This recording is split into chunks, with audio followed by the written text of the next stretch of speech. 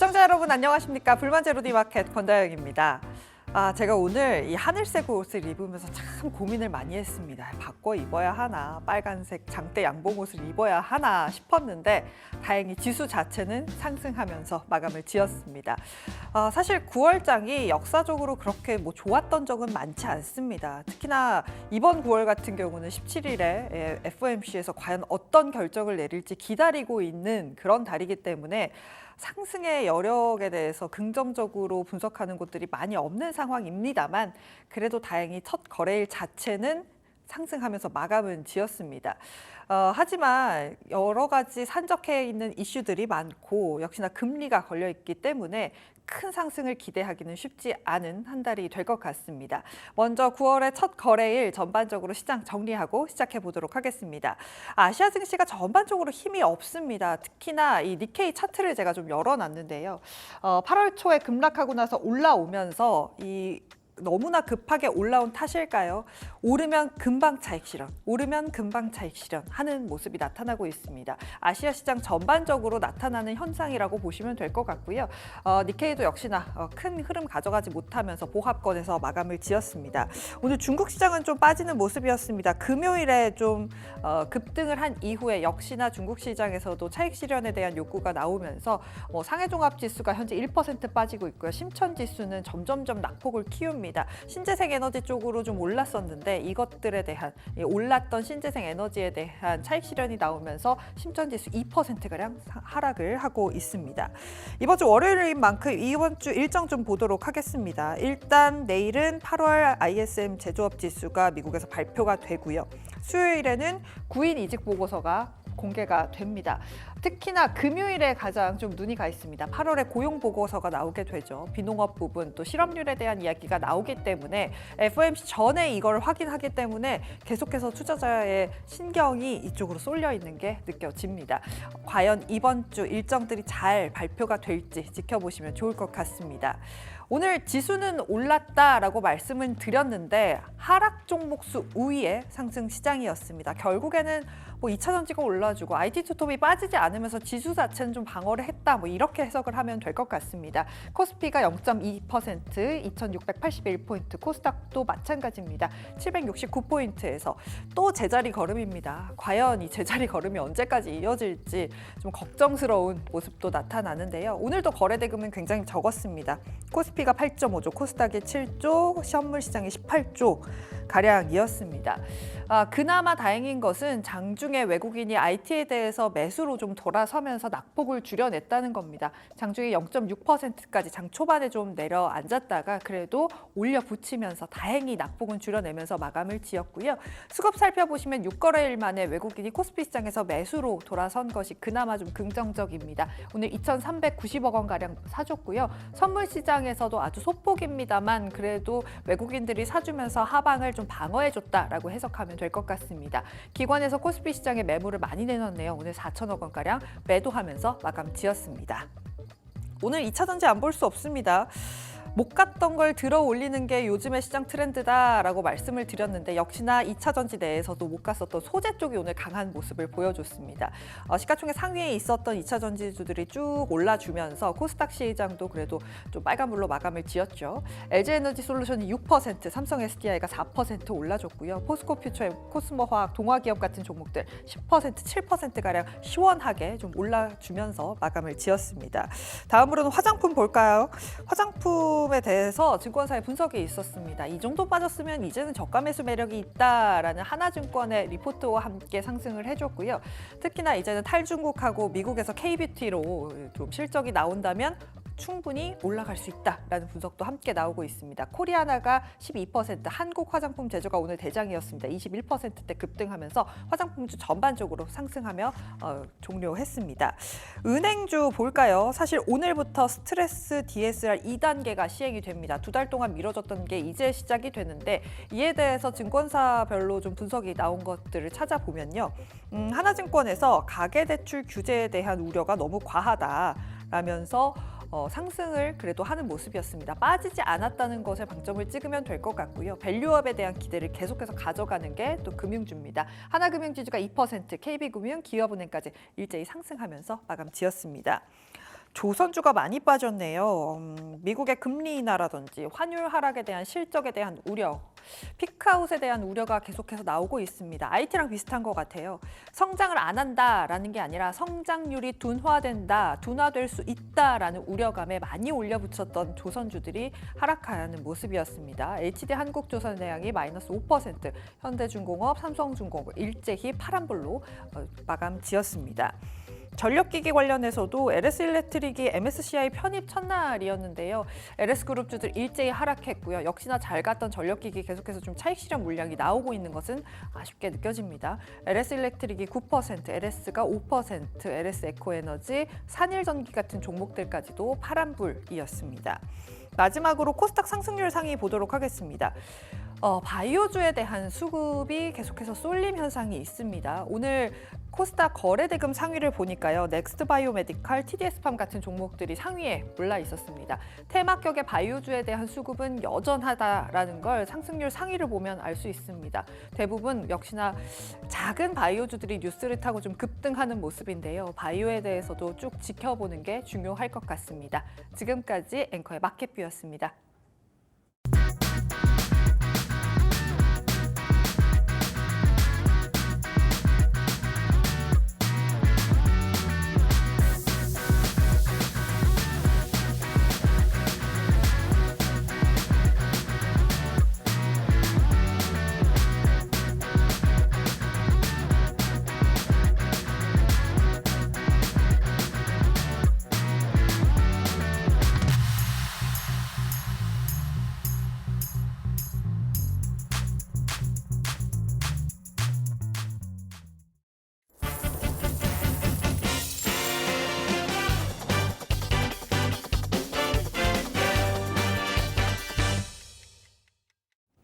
네, 마감드립니다. 마감드릴 키워드 화면으로 먼저 만나보시죠.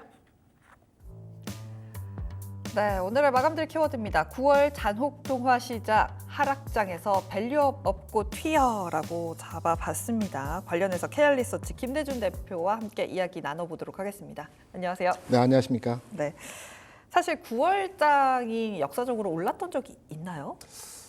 제 기억에는 없습니다. 최근 뭐 몇 년뿐만 아니고 한 10년 동안의 기억을 되짚어봐도 네. 9월장에는 비교적 지수가 약화된 상황에서 흐름이거든요. 근데 우리가 주시장은 양면성을 봐야 되거든요. 9월장이 시장이 안 좋았지만 9월, 10월에서 지수를 저점 찍었던 경우는 많습니다. 지난해 23년도 지수의 저점 2270포인트인가요? 그 10월장에 찍었습니다. 네. 그리고 22년도 지수 2100포인트 수준에서 저점을 찍을 때도 9월, 10월에 찍었습니다. 그렇다고 한다면 9월장 시장 자체에서의 지수 상황은 좋지 않았지만 저점을 그려가는 과정에서의 시장 흐름이 나타난 적이 많았다. 이렇게 해석을 하게 되면 바닥권에 다다르고 있다. 이런 식으로도 시장 해석이 또 가능한 거거든요. 그쵸. 그래서 저는 9월 시장에 대해서 그렇게 나쁘게만은 보지 않습니다. 어쨌든 바닥을 디뎌야 네. 또 올라오는 거니까요. 하나 더 제가 추가로 긍정적인 뉘앙스의 말씀을 하나 드려볼까요? 네. 제가 주시장 오래 있다 보니까 네. 나름대로 오래된 기억을 통해서 시장에 대한 평가들을 해보는데 우리 권다혜 앵커 2020년 지금부터 4년 전 9월장에서 히트한 종목이 뭐가 있었을까요? 그때 핫했던 종목. 한창 코로나 관련된 그렇죠. 종목들이 움직일 때 아니었나요? 20년 9월에서는 지수가 움직이지 않고 이렇게 등락의 모습을 보일 때거든요. 네. 혹시 HMM 기억하시죠? 연초부터 해서 연말까지 특히 8, 9, 10월장에 굉장히 그 주가 상승률이 컸습니다. 네. 21년으로 넘어와서 어떤 종목들이 움직였을까요? 9월장에. 21년 9월이요? 네. 뭐가 움직였었죠? 21년 6월, 7월에는 네. 카카오가 움직였습니다. 그리고 8월 넘어가서 9월부터는 네.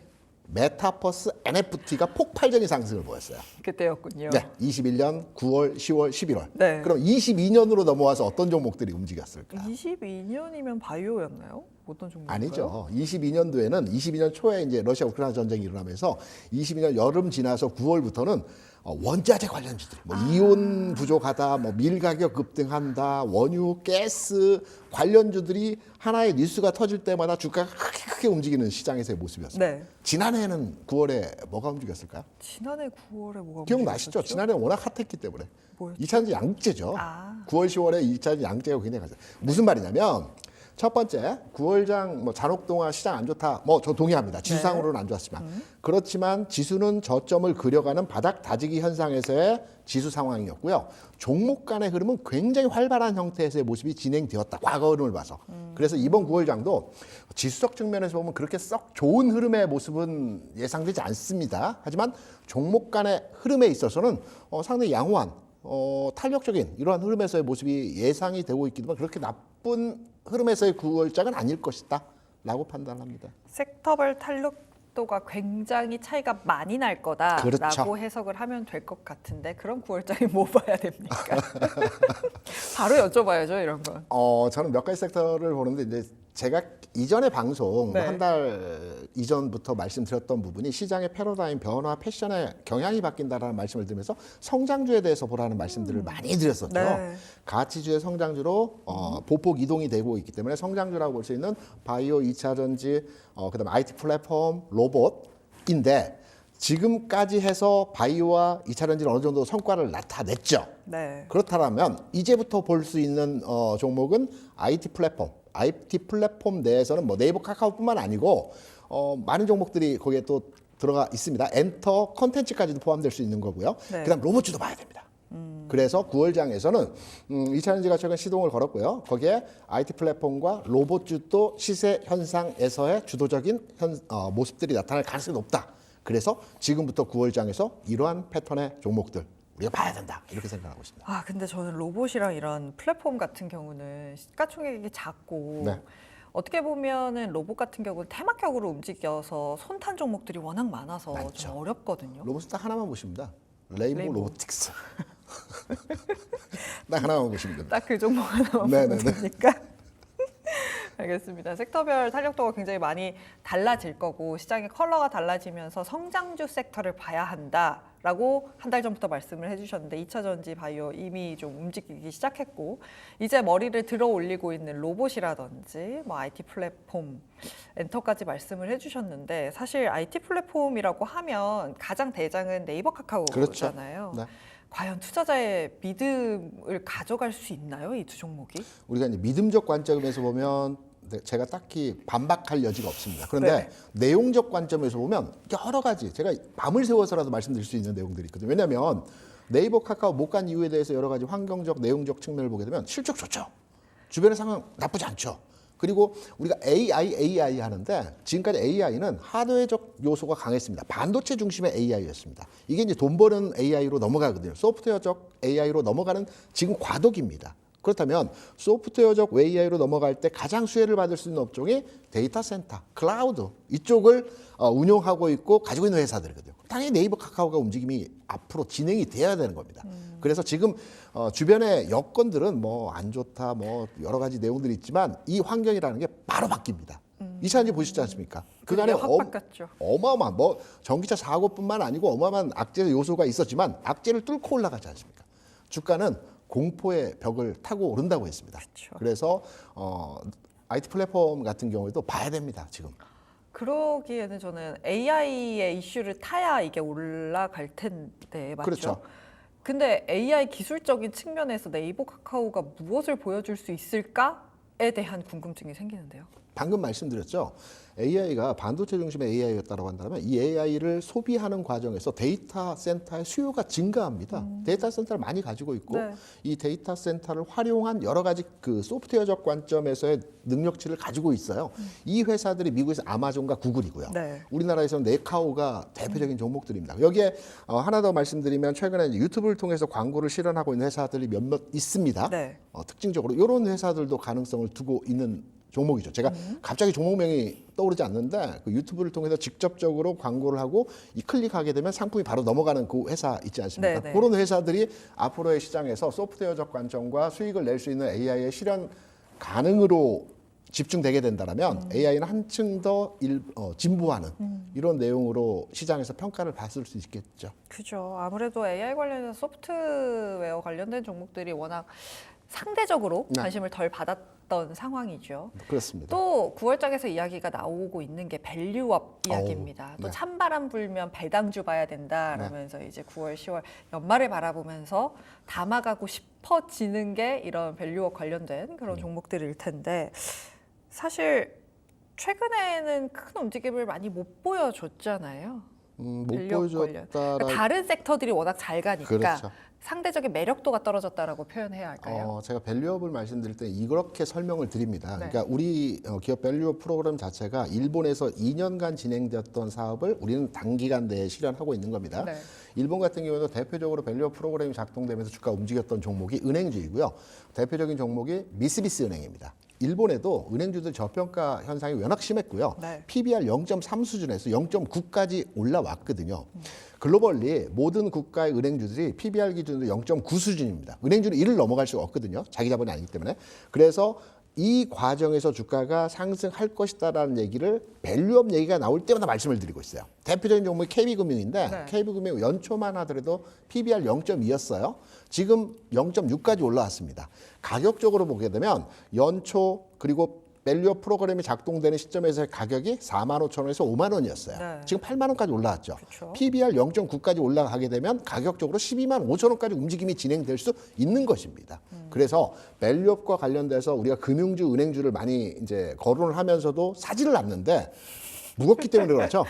선뜻 손이 안 나가죠, 사실. 안 나가죠. 네. 그런데 사야 되는 게 맞습니다. 주식 투자하다 보면 결론을 알고 있는데 왜 이 결론에 대해서 수익률이 작다라는 측면에서 손이 안 나가지만 네. 이 종목들이 추가로 계속해서 움직이거든요.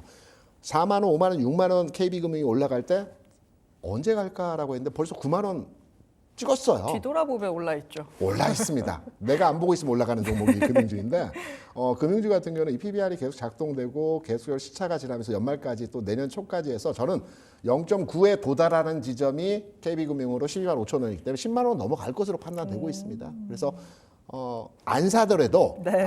시장에서 작동되는 주식과 관련된 주식시장과 관련된 내용들이 이렇게 반영이 되는구나 이렇게 모니터링을 하셔야 됩니다. 안 사더라도 그래야 다음번에 비슷한 흐름에서의 어떤 내용이 진행됐을 때 그때는 직접 살 수가 있겠죠. 네, 아무래도 밸류업 관련해서 이야기가 나오고 있는 금융주 지금 살펴보고 있습니다. 은행주들이 사실 오늘도 이 하락 종목 수가 많은 상황이고 스트레스 DSR 이야기가 나왔고 네. 부동산 시장이 얼어붙는다 뭐 이런 이야기가 나왔음에도 불구하고 버텨내는 건 그렇죠. 뭐 이런 포인트에서 맞습니다. 말씀을 해주셔서 그런 게 아닌가라는 생각이 듭니다. 특히나 복리의 효과라고 하죠. 야금야금 올라가는 게 뒤돌아보면 꽤나 많이 올라 있는 네. 상황들이 있기 때문에 그렇다면 밸류업에서 또 이야기를 많이 하는 게 밸류업 ETF가 출시가 되면 아마 현대차의 비중도 꽤나 높을 거잖아요. 그쵸. 특히나 현대차가 이번에 인베스터 데이를 하면서 주주 환원책이 예상보다 더 괜찮게 나왔다라고 분석을 많이 하고 있습니다. 하지만 주가를 보면 그거 발표하고 나서 3거래 연속 음봉인데 현대차 그룹주의 향방은 어떻게 보세요? 현대차 그룹이 시장에서 가장 저평가돼 있고 안 가는 종목 중 하나입니다. 그렇죠. 2013년, 14년 제 기억으로는 현대차 주가가 25만 원, 26만 원이었어요. 지금도 뭐 30만 원을 잠깐 찍긴 했지만 그 가격을 벗어나지 못하고 있죠. 그렇죠. 수출 잘 되고 있고 장사 잘 되고 있고 회사 좋고 배당 많이 주고 주가 왜 안 움직일까요? 일단 현대차 같은 경우 무겁다라는 분석도 있고요. 거기다가 뭐 환율 이야기도 나오고요. 네, 환율 얘기도 있겠는데 안 가는 근본적인 제가 생각하는 판단 기준에서의 내용은 네. 지배주주 개선의 그 전환이 돼야 됩니다. 뭐냐면 우리 국내에 상장돼 있는 대기업들의 대부분은 이제 그 지주사 체계로 되어 있어요. 그런데 현대차만 유일하게 순환출자 구조로 되어 있어요. 지금 현대차는 이제 승계가 되어야 되거든요. 근데 승계되는 과정에서 여러 가지 복잡다변한 지분 구조를 가지고 있어요. 제가 판단하는 기준에서의 지분 구조의 변화가 나타날 수 있는 지점은 정의선 부회장이 현재 미국의 보스턴 다이나믹스 지분을 20% 이상 가지고 있어요. 이게 2,500억을 주고 샀는데 계약상 보스턴 다이나믹스가 내년 5월까지 해서 상장을 해야 되는 스케줄상에서의 그 시간이 있습니다. 네. 그렇다면 상장 직전에 뭐 지분을 정리한다든가 상장 이후에 지분을 정리하게 되면 2,500억에 투자된 자산이 지금 시장에서는 5배, 6배 얘기도 많이 나오거든요. 그 이상도. 그렇다면 여기서 자본이 마련되면 총알이 마련되면 여기에서 현대 모비스 지분을 이제 순환출자 구조에 가장 지분을 많이 가지고 모비스 지분을 인수할 가능성이 있습니다. 이게 마무리가 되고 나면 주가는 가볍게 움직일 거거든요. 그래서 이 이야기가 나올 때부터 주가는 움직일 가능성이 있다라고 판단되기 때문에 저는 올 연말부터 진짜 저평가되고 있는 현대차 연말부터 내년까지 해서 오히려 현대차는 이때 주가가 움직일 것이다. 아직 시간이 남았네요. 수출이라든가 환율이라든가 주변에 뭐 배당이라든가 이런 부분들은 현재 주가가 올라가기를 바라는 사람도 있겠지만 좀 머물러 있기를 바라는 사람들 많이 있거든요.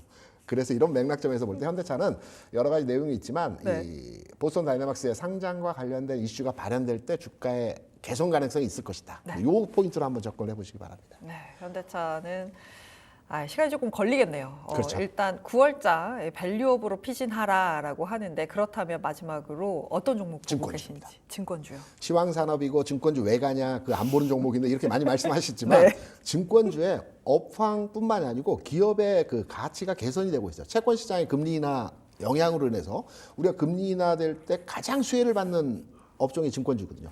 보유자산 평가액이 늘어납니다. 채권 많이 가지고 있어요, 증권사들. 그러면 기존까지 PF 우려에 대한 악재로 주가가 움직이지 못했지만 이제 기재기를 필 시간이에요.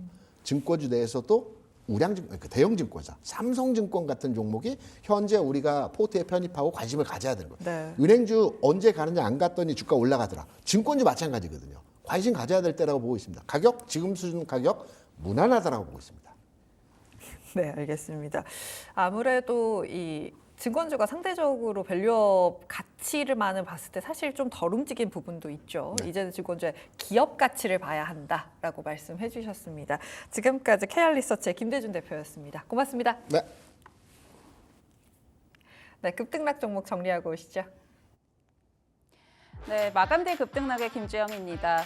9월 첫 거래일이 시작이 됐습니다. 8월 정말 힘들었던 시장 마무리를 하고 새로운 국면으로 전환이 될 수 있을지 기대감이 쏠리는데요. 오늘장 특징주들 어떤 것들인지 같이 한번 확인해 보겠습니다. 먼저 상승했던 5위 종목 살펴보면 DS 단석입니다. 30일에 정부가 지속가능 항공유 확산 전략을 발표를 했죠. 국내에서도 2027년부터 항공연료의 1%를 지속가능 항공유로 사용하도록 의무화했습니다. 이 부분에 대해서 하나증권 측에서 지속가능 항공유 시장이 성장을 하면서 DS 단석이 수혜를 볼 수 있다라고 전망을 했는데요. 지금 국내 바이오디젤 수출 1위 기업이고 또 이쪽 시장에 진입하려고 모색을 하고 있다라는 점들이 부각이 되면서 강세 흐름이 이어졌습니다. 오늘 매수세 들어오면서 10% 넘게 급등으로 마감했던 모습이고요. 4위 살펴보겠습니다. 4위는 FN가이드 올라왔습니다. 오늘 코스닥 상장사 중 처음으로 밸류업 계획을 공시를 했습니다. 코스피를 합치면은 키움증권에 이어서 두 번째인데요.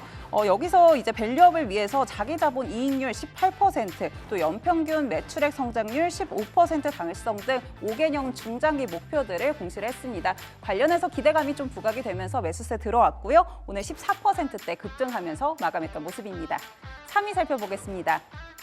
3위는 포스코 엠텍 올라왔습니다. 오늘 2차 전지주들의 강세 흐름 굉장히 눈에 띄었는데요. 포스코 엠텍, 포스코 퓨처엠, 포스코 DX 등 이런 포스코 그룹주들의 강세도 눈에 띄었고요. 또 대형주로 살펴보면 LG 에너지 솔루션이 41만 원 선을 돌파를 하면서 급등 흐름을 이어갔습니다. 오늘 리튬주들에도 이 수급들이 좀 확산이 되면서 관련주들 부각이 됐었고요. 포스코 엠텍 같은 경우 16% 급등하면서 마감했던 모습입니다. 2위 살펴보겠습니다. 2위는 한국 화장품 제조 올라왔습니다. 강만의 화장품주들의 강세가 눈에 띄었는데요. 사실 그간 좀 기대치가 높아졌었고 그러면서 실적 발표 이후에는 주가가 부진한 흐름들이 이어졌습니다. 그렇지만 최근에 증권가에서 이제 밸류에이션 매력이 좀 부각이 된다라는 이야기들 나오면서 오늘 매수세를 자극을 했던 모습이고요. 한국 화장품 제조가 21% 급등했고 그밖에 실리콘투 같은 종목들도 급등 흐름 이어갔습니다. 다음으로는 1위 어떤 종목인지 살펴보겠습니다. 앞타머 사이언스 확인되는데요. 미국 특허청에 인슐린 관련한 질환 관련해서 물질 특허 등록을 했다라는 이야기들 나오면서 오늘 매수세를 자극을 했습니다. 이 밖에도 유럽이나 일본, 중국 등에도 향후에 국제 특허 출원 등록이 이어질 것이다라고 전망을 하고 있는데요. 이런 기대감들 작용을 하면서 오늘 29% 상한가 기록하면서 마감했던 모습입니다. 그렇다면 오늘 하락했던 종목들 어떤 것들인지 확인해 보겠습니다. 보겠습니다. 5위 살펴보면요. 5위는 ABL 바이오 올라왔습니다. 앞서 ABL 바이오 임상 1상 결과를 발표했던 ABL 501 임상을 우선 잠정 중단하겠다라고 발표를 했습니다. 지금 개발되는 글로벌 시장을 살펴봤을 때 상업성이 떨어지기 때문에 잠정적으로 중단을 한다라는 이야기였는데요. 그 밖에 이제 면역 항암제라던가 이중항체 관련해서 조금 더 집중하겠다라는 계획들을 발표하기도 했습니다. 선택과 집중을 하겠다라는 이야기인데 이 소식에 매도세 좀 강하게 나왔고요. 오늘 3%로 마감을 했는데 장중에는 8% 넘게 밀리면서 마감을 할 뻔했지만 이제 상승폭 하락폭 줄이면서 3% 하락으로 마감했던 모습입니다. 4위 살펴보겠습니다. 코리아 FT 올라왔습니다. 최근에 현대자동차의 인베스터 데이라던가 전기차 화재 관련해서 하이브리드 수요 증가할 것이다라는 전망들에 코리아 FT가 수혜에 입을 것이다라는 이야기들이 나왔는데요. 그러면서 급등 흐름 좀 이어서 갔었습니다. 코리아 FT 같은 경우 또 이 실적적인 측면에서도 긍정적인 전망 나오면서 매수세가 들어왔었는데 오늘 같은 경우 차익 실현 매물 나오면서 밀렸던 모습이고요. 7% 넘게 하락으로 마감했습니다. 3위 살펴보겠습니다. 3위는 웹젠 올라왔습니다.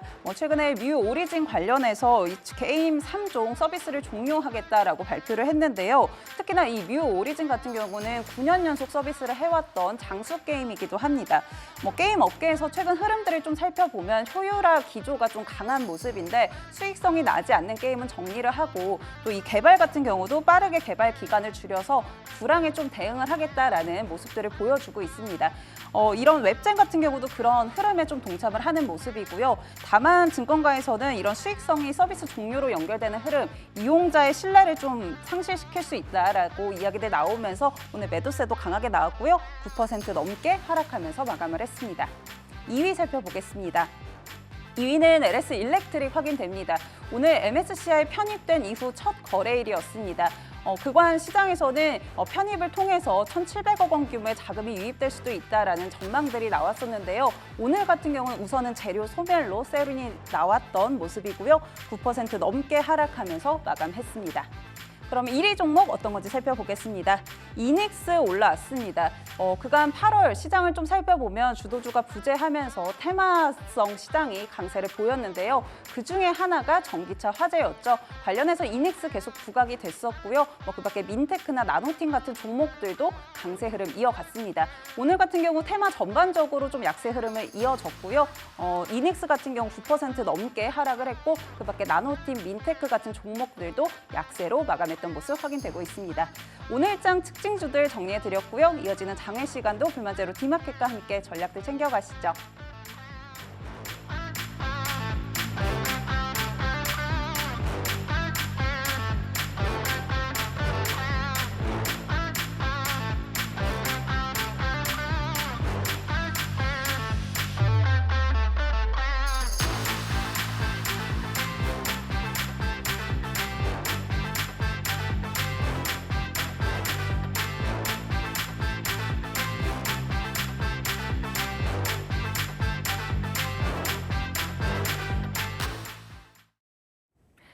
앵커의 선책입니다. 하반기에 바이오가 좋을 거다. 한 번쯤은 다 들어보셨을 겁니다. 증권사들에서는 이에 대해서 어떻게 분석하고 있는지 함께 살펴보도록 하겠습니다.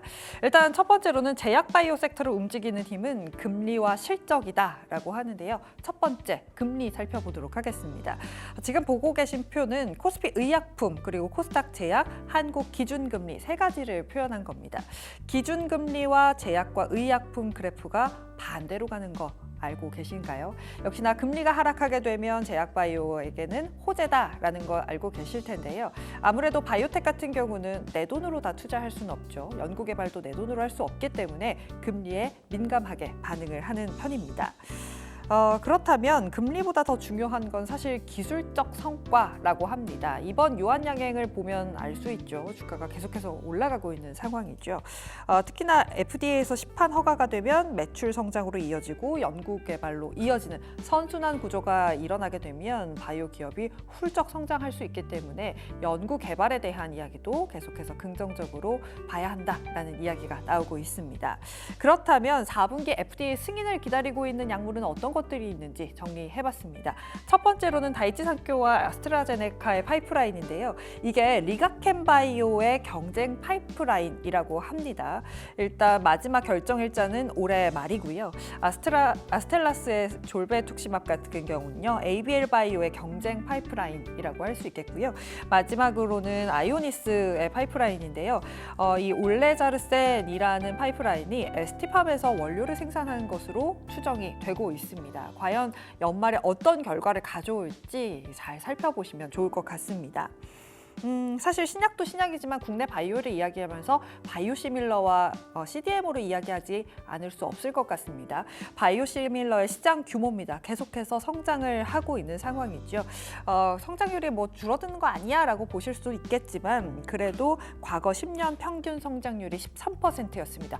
꾸준하게 성장을 하고 있는 부분이 바이오시밀러다라고 할 수 있을 것 같습니다. CDMO 시장도 함께 살펴보도록 하겠습니다. CDMO 시장의 비율도 계속해서 성장하면서 17%까지 그 비중을 높여가고 있습니다. 근데 CDMO 시장에서 살펴봐야 할 점은 탑 5 안에 드는 종목들, 5 안에 드는 업체들의 점유율이 점점 더 늘어나고 있다라는 겁니다. 과점화 시기가 도래를 했습니다. 특히나 우위를 점하고 있는 업체일수록 더 성장 동력이 있다라고 해석을 하면 될 것 같습니다. 보시면 탑 5의 점유율이 계속해서 올라가고 있는 것 확인해 볼 수 있습니다. 여기에 미국의 첨단 생물 보안법 이야기도 하지 않을 수 없습니다. 우리나라 바이오주에는 굉장히 긍정적이다라고 해석이 되고 있는 부분이죠. 이 생물 보안법 같은 경우는 해외 적대국의 우려 바이오 기업과의 거래를 제한하는 건데요. 특히나 중국 쪽에 거래 제한이 되기 때문에 우리나라 업체에게는 긍정적인 뉴스가 될 수 있습니다. 올해 안에는 결정이 날 것이라는 분석이 많은 상황입니다. 여기에 IRA 약가 인하도 발표가 됐죠. 장단기로 어떤 영향이 있나 살펴보면요. 단기적으로는 예상치에 부합하는 상황이다. 큰 영향이 없을 것이다 라고 하지만 길게 본다면 바이오 제약사의 수익성 저하 요인이 될 수 있기 때문에 잘 이 부분도 수익성이 어떻게 움직이는지 살펴봐야 할 점은 있을 것이다 라는 증권사들의 분석도 있었습니다. 또 연말까지 남아있는 바이오 학회들도 우리가 챙겨봐야겠죠. 일단 9월 같은 경우는 세계 폐암학회와 유럽 종양학회 두 개가 열립니다. 파란색으로 제가 표시를 해놨고요. 세계 폐암학회 같은 경우는 유한양행이 발표를 하고 또 유럽 종양학회 같은 경우는 루닛, ST팜, 네오이뮨텍, 유틸렉스, HLB 같은 종목들이 연구 결과를 업데이트할 예정이라고 합니다. 이런 학회들에서 어떤 이야기가 나오는지도 체크를 해보시고 주가에 분명히 영향을 미칠 수 있는 부분들이 있습니다. 그렇다면 투자 전략은 어떨까요? SK증권에서 나온 리포트 함께 살펴보도록 하겠습니다. 일단 하방이 튼튼한 포트폴리오를 확보해야 한다. 실적이 찍히고 특히나 테마주 같은 경우는 제대로 된 내용이 어떻게 나오는지 살펴봐야 한다라고 하고요. 안정적인 매출이 있는 종목을 봐야 한다라면서 SK바이오팜과 HK이노엔을 탑픽 종목으로 제시했습니다. KB증권에서는 이번 반등이 제약바이오 섹터 붐의 초입기라고 가정을 했습니다. 그렇다면 역시나 안정적인 실적이 있는 종목을 봐야 한다라면서 삼성바이오로직스, 셀트리온, 리가켄바이오, ABL바이오 같은 종목을 긍정적으로 분석하고 있었습니다. 하반기에 바이오에 대한 긍정적인 시각이 이어지고 있습니다. 대형 제약사들 또 바이오텍 종목들 역시나 강세를 이어가고 있는데요. 계속해서 관심 있게 지켜보시면 좋을 것 같습니다. 지금까지 앵커의 산책이었습니다.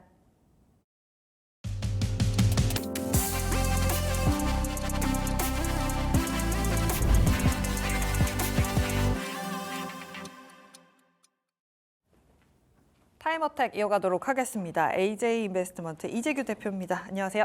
안녕하세요. 네, 오늘도 시간의 거래 함께 살펴보도록 하겠습니다. 오늘 시간의 거래에서 지금 어떤 종목들이 움직이고 있을까요? 네, 일단 지금 한농화성이라든지 이수 스페셜티 케미컬 같은 이 전고체와 그렇죠. 관련되어 있는 종목군들.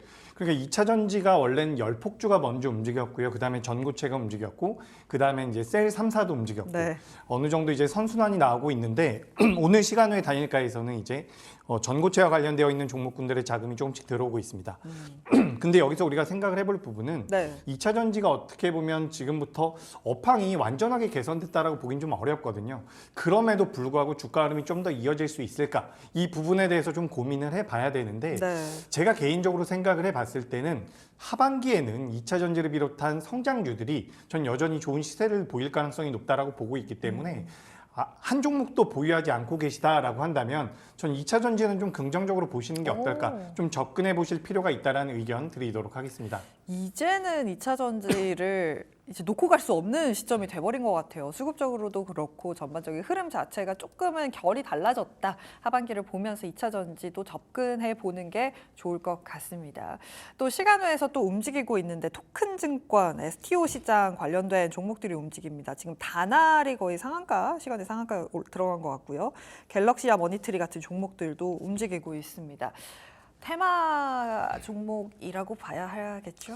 그렇죠. 테마로 네. 봐야 되는데 주가 흐름은 더 나올 가능성이 높다라는 말씀을 드리고 싶습니다. 네. 오늘 아침부터 STO와 관련되어 있는 내용들이 조금씩 나오더라고요. 네. 그래서 우리가 종목군들을 저도 좀 살펴봤는데 방금 전에 이제 앵커님께서 말씀하신 다날 같은 경우는 시간외에서 지금 상한가에 들어갈 가능성이 높고 네. 그동안 이제 시장에서 토큰 증권하면 같이 움직였었던 기업이 갤럭시아 머니트리라든지 갤럭시아 SM 같은 기업입니다. 근데 이런 기업들 같은 경우도 최근에 주가 흐름이 어느 정도 안정화가 되고 있어요. 그렇기 네. 때문에 저는 보셔야 된다라는 말씀을 더 드리고 싶고 여기서 제가 좀 추가적으로 들어가서 설명을 드려보자면 이 STO 우리가 토큰 증권이라고 말하는 것은 우리가 쉽게 제가 설명을 드려보자면 비트코인에 적용이 되고 있는 블록체인 기술을 이용한 것이에요. 그렇기 네. 때문에 우리가 지금은 STO 토큰 증권과 관련돼서 뭐 법이 개정이 될 것이다라는 내용으로 인해서 변동성이 커지고 있지만 주가의 흐름은 비트코인 가격에 좀 더 연동되는 경향이 있습니다. 네. 그렇다라고 한다면 우리가 최근 시장에서 비트코인이 무엇과 동조화되느냐라고 생각을 해봤을 때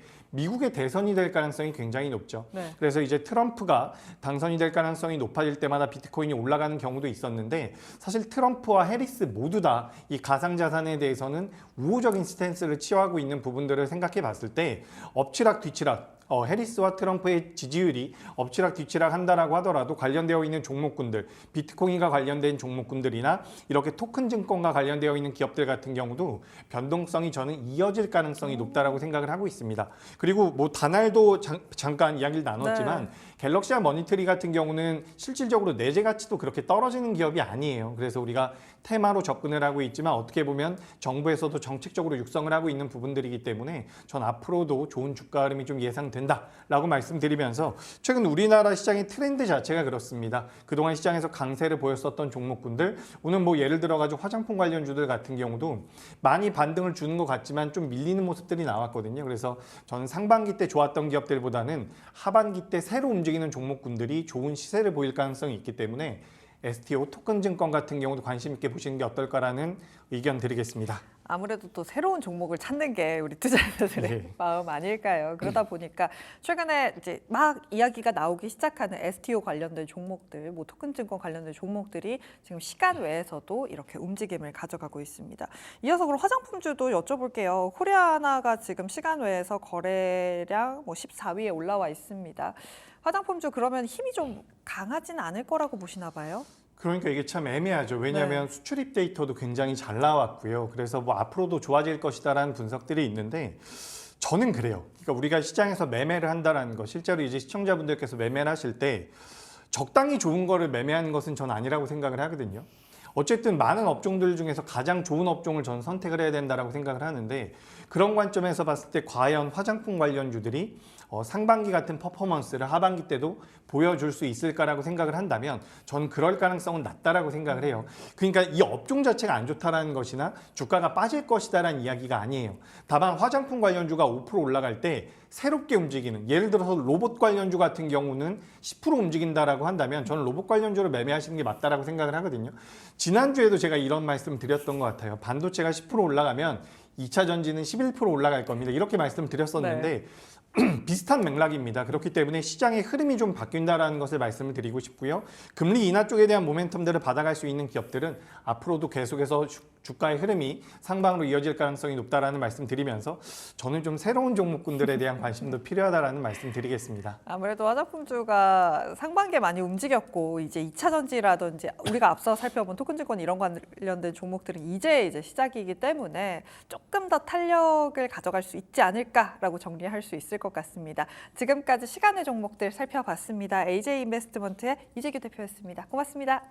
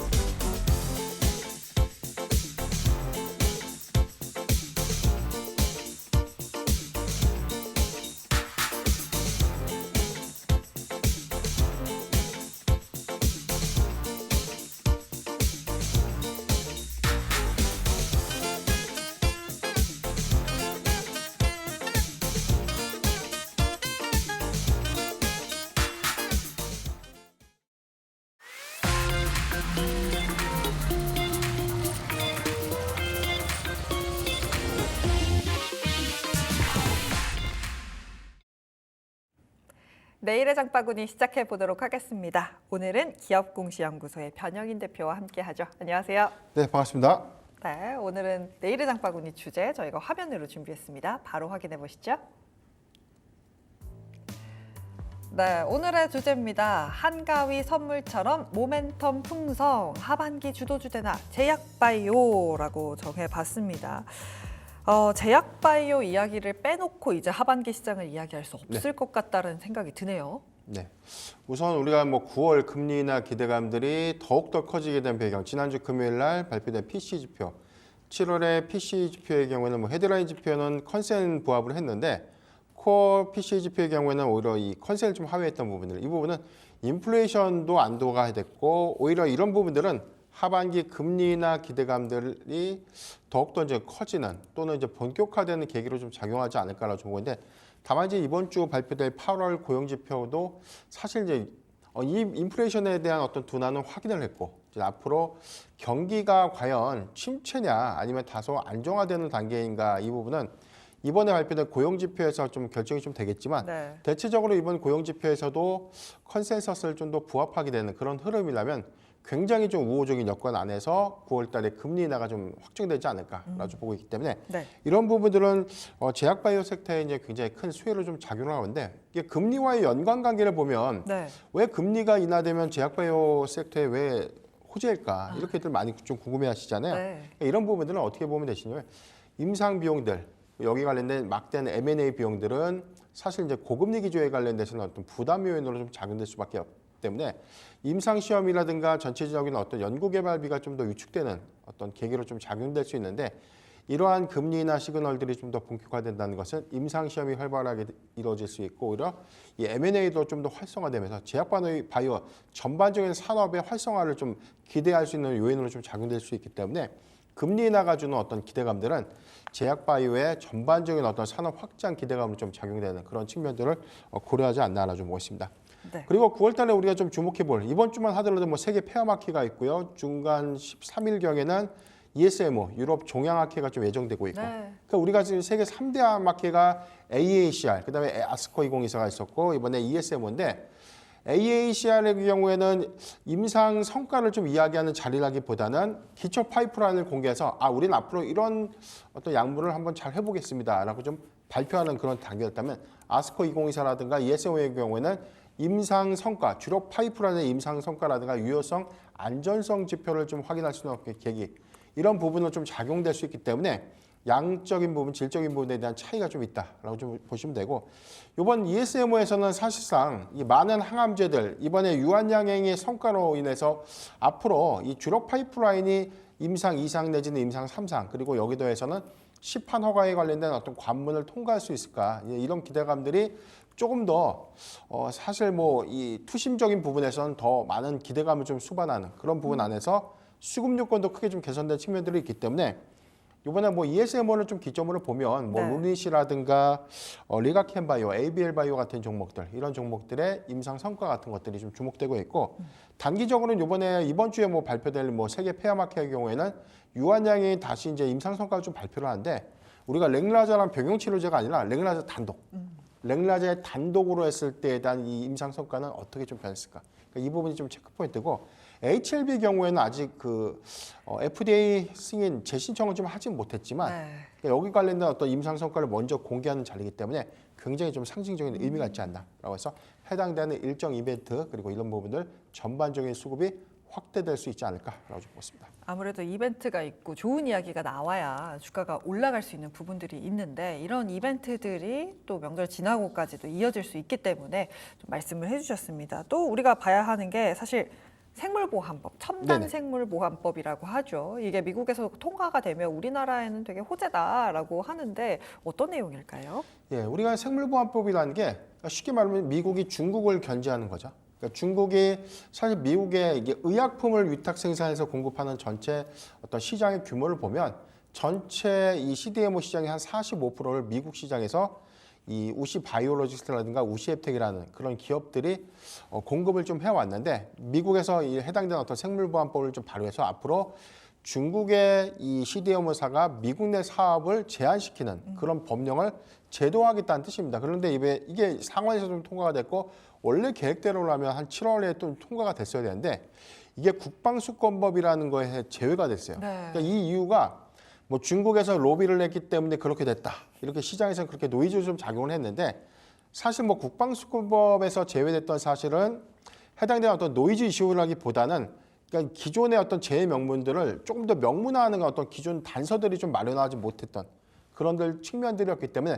국방수권법에 해당 관련된 내용들을 먼저 명문화하고 그래서 이제 9월에 이제 다시 이제 재상정을 하게 되고요. 여기서 만약에 통과가 된다면 연내 처리가 만약에 확정이 된다면 중국의 경우에는 향후 한 2년 안에는 네. 미국에 대한 어떤 이 위탁 생산, 의약품의 위탁 생산 공급 물량이 제한적으로 좀 더 되지 않을까. 그러니까 사실상 미국에 이제 공급하지 못하는 그런 부분들에 관련된 어떤 이 반사 수혜가 이제 국내에서 좀 이루어지지 않을까라 좀 기대가 되고 있는데 네. 우리나라의 경우는 뭐 삼성 바이오로직스라든가 뭐 셀트리온 같은 종목들이 이제 대표적인 의약품을 좀 위탁 생산하는 그런 회사들이고요. 네. 뭐 중소형 종목이라고 보면 에스티팜과 바이넥스 같은 종목들이 좀 있는데 전반적인 낙수 효과를 좀 기대할 수 있는 부분들은 사실 글로벌 시장의 캐파를 현재 지금 이 스위스의 론자 그룹이 지금 시장 점유율을 좀 1위를 좀 기록하고 있습니다. 네. 예, 최근에 뭐 미국에서도 사실상 이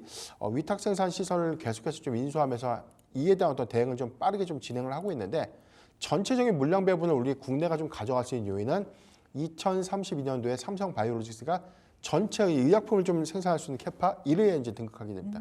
그런 여건들 이런 것들과 종합적인 우리 한국의 기술력들을 좀 우리가 감안을 해보면 한국의 삼성 바이오로직스 내지는 셀트리온의 가장 큰 수혜로 작용하지 않을까라고 좀 판단해봤습니다. 그렇다면 주가도 그렇게 따라갈까요? 라고 여쭤보고 싶은 이유가 네네. 삼성바이오로직스는 지금 신고가 부근에서 안 떨어지고 계속 잘 가고 있단 말이죠. 네. 아무리 뭐 점유율이 높아진다, CDMO 매출이 좋아진다 해도 이게 차트적으로 부담이 있으면 네. 조금은 부담스럽지 않을까라는 생각도 들어요. 사실 삼성 바이오로직스가 이제 100만 원 갔다가 지금 다시 좀 내려왔는데 네. 사실 100만 원 돌파는 좀 진작에 좀 이루어졌어야 되지 않았나. 저는 이제 개인적으로 그렇게 좀 생각을 해보는데 네. 왜냐하면 2분기 실적 기조를 보면은 사상 첫 2조 클럽에 좀 달성을 했죠. 그러니까 굉장히 실적 기조는 최근 한 2년간 양호한 지표를 좀 보였음에도 불구하고 수급 반영이 좀 더 덜 됐던 측면들 전반적인 우리가 뭐 제약바이오 섹터라고 보면 너무 이제 파이프라인의 임상 성과에만 좀 집중을 하다 보니까 안정적인 실적을 좀 기반으로 하는 그런 종목들의 주가 회복이 굉장히 좀 떨어졌던 측면이다. 그래서 셀트리온도 사실 뭐 과거 고가보다는 회복되지 못하는 흐름들 보여주고 있고 삼성 바이오로직스의 경우에는 사실 월봉 주가에서는 뭐 최고가가 103만 원대를 좀 기록했던 2021년도 8월 주가 대비해서는 많이 올라왔는데 2021년도 대비에 대한 실적 성과를 보면 올해가 사실 더 많이 반영이 된다는 것이죠. 뭐 지수의 어떤 흐름들과 전반적인 어떤 수급 상황을 좀 고려해 보면 다만 점진적인 어떤 수급 형태는 사실 하반기에 미국향 최대 수주 물량들이 좀 반영되는 시기 이 부분은 2025년도에 실적 영향으로 좀 작용할 수 있는 부분을 좀 주목을 해봐야 될 것 같고요. 향후 2년 이내에 생물보안법에 대한 시행 이후 사실 삼성 바이오로직스가 해당되는 물량들에 관련된 이에 따른 어떤 실적 연동성을 좀 주목해 보면 저는 중장기 투자로 삼성 바이오로직스는 뭐 저는 최선호 픽으로 좀 제시 드릴 수 있을 정도로 가장 탄탄한 종목이 아닐까라고 좀 말씀드리겠습니다. CDMO도 돼, 실적도 돼 하다 보니까 삼성바이오로직스에 대해서 특히나 생물보안법이 통과되고 나서 이게 실적으로 얼마나 이어질지 좀 기대가 되는 상황이다라고 정리를 할 수 있을 것 같습니다. 그렇다면 최근 사실 우리 시장에서 가장 관심을 많이 받았던 건 바이오텍 기업들입니다. 네. 뭐 알테오젠, ABL 바이오. 사실 이전 종목들을 빼놓고 이야기가 하기가 어렵죠. 특히나 렉나자가 이렇게 신약에서 큰 뉴스를 내놓으면서 관련된 종목들에 대한 기대감이 계속 응축이 되는 모습입니다. 바이오텍 관련된 종목들, 신약 관련된 종목들은 좀 어떻게 보세요? 우선 우리가 지난 제가 장바구니 시간에서 가져왔던 종목이 유한양행이었어요. 네. 제가 한 2, 3주 전이었는데 이미 좀 목표가는 좀 달성을 했고요. 맞습니다. 해당되는 내용을 보면 지금 유한양행이 사실 뭐 단순하게 시판허가에 관련된 기대감들을 현재 주가에 다 반영을 시켰는가 이런 관점에서도 우리가 좀 판단을 해봐야 되는데 뭐 8월 29일 14만 5,500원 신고가 형성한 이후에 오늘 뭐 14만 원대 뭐 가격 안정을 했지만 저는 이제부터 유한양을 보는 부분이 단순한 기대감이 아니라 실적에 반영에 따른 외형 확장 이 부분에 대한 주가 반영은 더 이루어져야 된다라고 좀 판단을 해봤고요.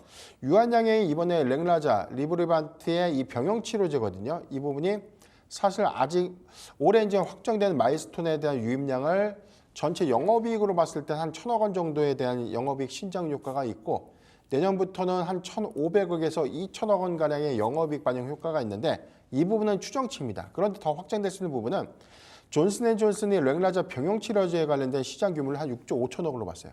그런데 로열티 규모를 10%로 보죠. 그렇다면 6,500억 원이 로열티로 좀 반영이 되고 이 부분에 상당수는 또 되게 또 좀 띄워줘야 되는 그런 부분들 있지만 전체적인 어떤 반영 효과를 좀 고려해 보면 연간 보수적으로 집계를 해도 한 3천억 원의 기술 이전료가 좀 반영되는 효과 이 부분은 현재 유한양행의 전체적인 어떤 가치를 좀 환산했을 때 뭐 알테오젠과 단순히 좀 비교를 해봐도 저는 시총의 반영 여력은 더 있어야 된다고 봅니다. 그래서 저는 유한양행이 정상적으로 그다음에 어떤 가격을 좀 같이 반영하는 구간이라면 저는 한 18만 원 정도는 단기적으로는 더 가야 되는 어떤 구간이 아닌가라고 보고 있기 때문에 조정폭이 주는 구간에서 유한양행은 단순하게 어떤 임상 성과를 좀 보기보다 이제 안정적인 실적 반영에 따른 외형 확장에 조금 더 주목을 해봐야 된다라고 말씀을 좀 드리고 싶고요. ABL 바이오라든가 뭐 리가켄 바이오 같은 경우는 ADC 항암제라고 하는데 이게 뭐 기존의 화학적인 어떤 항암제는 모든 암종을 좀 타겟으로 하는데 사실 정상세포도 다 공격을 하니까 면역체계가 굉장히 손상이 오죠. 그런데 이제 이중항체의 경우에는 암종만 타깃으로 하기 때문에 사실 면역 감문을 좀 억제시키면서 그러니까 면역을 좀 더 면역 체계를 지켜주면서 암만 공격하는 그런 획기적인 좀 항암제지만 우리나라에 대한 성과보다는 글로벌 성과가 더 좋습니다. 그래서 이제 우리나라에서 여기 관련된 뭐 ADC 항체 치료제는 이제 시작 단계에 있기 때문에 임상 1상 단계 내지는 임상 2상 단계에 관련된 확장성들을 좀 더 주목해 볼 필요가 있기 때문에 해당되는 어떤 유효성 지표들이 안정적으로 좀 나와준다면 해당되는 파이프라인에 그 다음에 임상 성과 내지는 임상 기대감을 좀 더 가져갈 수도 있지 않을까라고 좀 말씀드렸습니다. 알테오젠은요? 알테오젠의 경우에도 빼놓으면 섭해요. 알테오젠도 계속해서 봐야 되는 거죠. 이 부분은 뭐냐면 알테오젠은 우리가 좀 보는 부분들. 그러니까 우리가 정맥 주사가 주는 고통스러움이 있죠. 정맥 주사는 단점이 오래 맞아야 되죠. 그런데 피하 주사제는 몇 분이면 끝납니다. 그러다 보니까 환자의 고통이라든가 이런 것들을 좀 줄여주는 효과도 있는데 이게 정맥 주사보다 피하 주사제로 좀 전환됐을 때에 대한 오히려 반응률이 조금 더 높았다라는 어떤 임상 지표 때문에 사실 뭐 이 머크의 키트로다 이게 블록버스터 신약이에요. 연간 한 34조 원대 매출을 좀 기록하고 있는 신약인데 해당된 신약의 비중들이 사실 이게 2028년도에 특허 보호 조치가 만료가 되면 레시피가 공개되니까 너도 나도 해당된 약물을 만들 수가 있는 것이죠. 그래서 지금 IV 제형제를 SC 제형제로 다시 시판을 해서 허가하면 특허 보호 조치가 연장이 됩니다. 그러니까 그런 효과들 때문에 머크가 돈이 되는 신약을 SC 제형제로 전환해서 다른 기술로 더 빠르게 우리만 독보적인 기술로 가겠다. 우리만의 특허로 가겠다라는 어떤 전략이고 해당되는 SC 제형제로 좀 전환시켜 줄 수 있는 기술이 알테오젠이 갖고 있는 독보적인 좀 기술인데 이게 뭐 반독점 기술에서 현재 뭐 독점 기술로 좀 전환이 됐고 해당되는 부분들은 특히나 뭐 키트로다 SC 제형제만 들어가는 게 아니라 앞으로는 모든 IV 제형제의 약물 그래서 뭐 다른 항암제를 알테오젠이 보유하고 있는 SC 제형 기술과 결합해서 다양한 플랫폼에도 좀 적용될 수 있는 그런 장점이 있고 만약에 이번에 9월에 임상 3상의 성과가 좀 발표가 되고 나서 이후에 내년도에 시판 허가가 좀 이루어진다면 해당된 전체 의약품의 이 판매량들을 좀 고려해봤을 때 34조 원 규모의 한 5%만 잡아도 막대한 로열티가 알테오젠에 좀 이입될 수 있는 그런 기대감 좀 주목해봐야 될 것이기 때문에 유한양행의 성과로 인해서 알테오젠의 기대 눈높이가 더욱더 높아진 부분을 우리가 주목해볼 필요가 있지 않나라고 좀 말씀드렸습니다. 진짜 사실 한 5, 6년 전만 해도 바이오주가 기술 이전 진짜 한다 말만 하고 못하는 경우들도 많았잖아요. 그러다 보니까 투자자분들의 뭐라고 해야 될까요? 믿음을 가져가지 못했던 섹터 중에 하나인데 실제로 뭐 기술 이전이라든지 FDA 승인이라든지 이런 것들을 받으면서 우리 시장에서 계속해서 긍정적인 흐름을 이어가고 있는 게 바로 우리나라의 바이오주입니다. 그렇다면 하반기 보면서 바이오주 내에서는 어떤 종목을 보는 게 좋을까요? 단기간에서는 우리가 지금 세계 페어마키가 있고요. 그다음에 네. ESMO에서 이게 두 가지에 대한 단기 일정 모멘텀을 좀 주목해 볼 필요가 있는데 첫 번째 우리가 리포트를 좀 많이 참고를 해보면 초록이라는 게 있습니다. 네. 임상 성과에 관련된 데이터를 문서화시켜서 이제 먼저 공개를 하는 것이고 해당되는 어떤 초록 공개 이후에 여기서 유효성이라든가 안전성, 중앙값이 굉장히 좀 양호한 지표로 좀 나오게 되면 해당되는 임상이 그 다음 단계에 대한 진입을 알릴 수 있고 또는 임상 3상에 관련된 유효성 지표가 확인되면 바로 시판 허가라는 관문으로 좀 이어질 수 있는 그런 기대감들 내지는 라이선스 아웃 기술 이전에 관련된 기대감까지 이어질 수 있는 포인트를 주목해 볼 필요가 있다라고 보고 있기 때문에 앞서 말씀드린 것처럼 세계 페어마켓의 경우에는 유한양행 HLB를 좀 더 주목해 보는데 유한양행이 지금 이 랭라자와 리브리반트의 병형 치료제에 관련된 파이프라인을 가지만 랭라자 단독으로 이 치료제로서의 어떤 이 가능성들 만약에 뭐 랭라자 자체만으로 효과가 정말 좋았다면 랭라자 자체만으로도 기대 수익이 굉장히 커질 수 있겠죠. 그런 부분들도 좀 주목을 좀 해봐야 될 것 같고 HLB의 경우에는 뭐 리보세라닙에 관련된 노이즈 이슈, 시판에 대한 승인 실패가 좀 있었지만 해당되는 부분들을 잘 보완해서 앞으로에 대한 어떤 임상 모멘텀 그리고 여기다가 임상에 관련된 어떤 성과가 최종적인 어떤 시판 허가의 관문을 좀 넘어가지 이 부분도 좀 중요한 포인트가 아닌가라고 좀 보고 있습니다.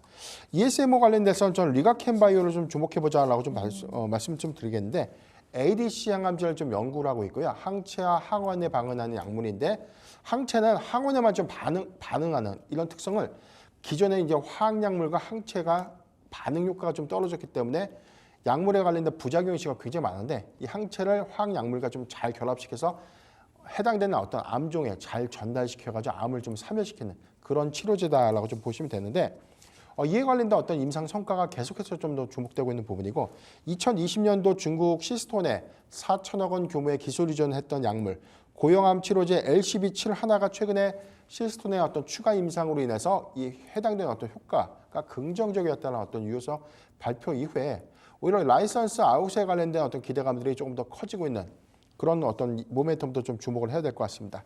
현재 ADC 항암제 파이프라인의 이 기술 확대, 해당되는 임상 일상 관련된 어떤 이 다양한 전체적으로 한 5종의 임상 시험이 지금 현재 잘 순항 중에 있는데 해당된 임상 성과가 임상 이상으로서 이어질 수 있는 부분도 좀 주목해봐야 될 것 같고요. 자체 플랫폼 콘조를 통해서 해당되는 이 파이프라인을 다양한 이제 플랫폼에 좀 적용시켜가지고 지금 현재 얀센이라든가 다케다, 포슨, 익수다, 암젠 등의 일부 기술 이전을 했기 때문에 해당된 성과가 굉장히 좋아지면 추가적인 마일스톤 유입, 해당되는 로열티 기대 수입까지 좀 더 주목을 해보면 리가켄바이오가 아직 해당되는 어떤 플랫폼의 확장성 이 부분은 계속해서 좀 주목해 볼 필요가 있지 않을까라고 좀 판단해 봤습니다. 네, 지금까지 바이오와 관련된 이야기 들어봤고요. 리가켄 바이오까지 마지막으로 들어봤습니다. 기업공시연구소의 변영인 대표와 함께했습니다. 고맙습니다. 네, 장바구니 일정입니다. 오늘 9월에 시작을 여는 첫 거래일이었는데요. 앞으로 예정된 9월 일정들 역시나 시장의 시선이 집중을 하겠죠. 어떤 일정들이 있는지 9월 일정 전반적으로 같이 한번 정리해 보시죠. 우선 첫 번째, 첫 1주차 일정 살펴보면요. 내일 당장 한국에서는 CPI 발표가 예정이 되어 있습니다. 지난 발표를 살펴보면 전년 동기 대비해서 CPI는 2.6%, 또 근원 CPI 같은 경우 2.2% 상승을 했고요. 이번 전망치는 2.0% 전망을 하고 있습니다. 관련한 지표들 체크해 보시는 게 좋을 것 같고요. 또 내일 체코 총리 특사가 방한을 합니다. 앞서 두코바니 신규 원전 관련해서 한수원을 포함해서 팀코리아가 우선 협상 대상자로 선정이 됐죠. 다만 최근에 웨스팅하우스 측에서 반독점 사무소에 이 부분에 대해서 항의를 하기도 했습니다. 체코 전력공사 쪽에서 이 부분 일축을 하기는 했지만 이번 방안 관련해서 긍정적인 영향 받아갈 수 있을지 한번 확인해 보시면 좋을 것 같습니다. 또 4일에는 연준이 베이지북 그리고 또 미국에서 졸트 보고서 공개가 예정이 되어 있고요. 또 6일 같은 경우 미국의 고용 보고서 예정이 되어 있습니다. 앞서 시장에서 이제 9월 금리 인하는 좀 확정적으로 보면서 그럼 B컷이냐 스몰컷이냐에 대해서 이 고용 보고서가 좀 중요한 영향을 미칠 것이다라고 보고 있는데요. 6일 일정들 체크해 보시는 게 좋을 것 같고요. 또 7일 같은 경우 앞서 바이오 관련한 이야기 나눠봤었는데 세계 폐암학회 예정이 되어 있습니다. 유한양행 그리고 HLB가 참여를 하고요. 특히 유한양행 같은 경우 이 렉나자 단독요법에 대해서 임상 결과들 공개를 한다고 하니까 관련한 소식들까지 체크해 보시면 좋을 것 같습니다. 그럼 2주차로 넘어가 보겠습니다. 2주차에는 애플 아이폰 16 출시가 예정이 되어 있습니다. 저도 굉장히 기대감을 갖는 부분인데요. 국내에서 1차 출시국이 될 수도 있다라는 관측도 나오고 있고요. 또 관련해서 국내 아이폰 관련주들 기대감 선반영 될 수 있을지 한번 체크해 보시면 좋을 것 같습니다. 또 10일에는 미국 대선 토론 예정이 되어 있습니다. 이제 대선 2달여를 채 남지 않은 상황에서 진행이 되는 일정이기 때문에 지지율 변동에 직접적인 영향을 또 줄 수가 있겠죠. 관련된 일정들 체크해 보시는 게 좋을 것 같고요. 11일에는 미국의 CPI 발표 예정이 되어 있고 12일에는 ECB 통화정책 회의가 예정이 되어 있습니다. 지난 회의에서는 금리 동결을 했고요. 다만 최근에 ECB 위원들의 발언들을 좀 살펴보면 비둘기파적인 발언들을 내놓고 있기 때문에 금리 인하에 대한 전망들도 나오고 있습니다. 관련한 소식들 체크해 보시는 게 좋을 것 같습니다. 또 13일에는 유럽 암 종양학회 예정이 되어 있는데요. 3대 세계 암학회죠. 관련한 일정도 역시 체크해 보시면 좋을 것 같고요. 여기 ST팜이나 루닉 같은 기업들 참여한다고 하니까요. 관련 소식까지 확인해 보시면 좋을 것 같습니다. 3주차로 넘어가 보겠습니다. 네, 3주차에는 많이들 기다리고 계시는 일정일 것 같은데요. 월요일부터 수요일 한국은 추석으로 휴장을 하고요. 그 사이 미국 같은 경우는 FOMC가 예정이 되어 있습니다. 앞서 잭슨홀 미팅에서 파월 연준 의장의 발언을 통해서 금리 인하 당연히 확정적으로 보고 있는 모습인데 얼마만큼 금리 인하폭 가져갈지 한번 확인해 보시는 게 좋을 것 같습니다. 19일에는 BOE 그리고 BOJ 통화정책 회의도 예정이 되어 있습니다. 일본과 영국 모두 금리 동결할 것이다라고 전망하고 있는데요. 관련해서까지 체크해 보시면 도움 될 것 같고요. 마지막 4주차까지 확인해 보겠습니다. 네, 오늘 2차 전지주들의 강세가 눈에 띄었습니다. 간만에 뭔가 반등이 나오지 않을까라는 기대감도 붙고 있는 상황인데요. 이 K-배터리쇼 25일 예정이 되어 있습니다. 관련해서 주가 다시 한번 모멘텀 가져갈 수 있을지 확인해 보시는 게 좋을 것 같고요. 또 27일에는 미국의 8월 PCE 발표가 예정이 되어 있습니다. 7월 앞서 전망치에 부합했는데 8월도 그 흐름들 이어갈지 확인해 보시면 좋을 것 같습니다. 지금까지 장바구니 일정이었습니다. 네, 불만제로 디마켓 준비한 소식 여기까지입니다. 함께해 주신 여러분 고맙습니다.